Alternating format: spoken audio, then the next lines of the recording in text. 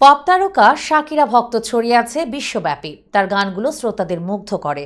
শাকিরার ভক্তদের জন্য সুখবর, আগামী রোববার অনুষ্ঠিত হবে কোপা আমেরিকার ফাইনাল ম্যাচ। কোপা আমেরিকার ফাইনালের মধ্যবিরতিতে মঞ্চ মাতাবেন এই গায়িকা। পিঙ্ক ভিলার প্রতিবেদন থেকে জানা যায়, প্রথমবারের মতো কলম্বিয়ান গায়িকা ফুটবলের এই টুর্নামেন্টে পারফর্ম করবেন। রাত ৮টায় নির্ধারিত ম্যাচের হাফ টাইমে গান গাইবেন তিনি। মার্কিন যুক্তরাষ্ট্রের মিয়ামির হার্ড রক স্টেডিয়ামে অনুষ্ঠিত হতে যাচ্ছে ফাইনাল ম্যাচ, যেখানে প্রায় ৫৪,০০০ লোক উপস্থিত থাকবেন।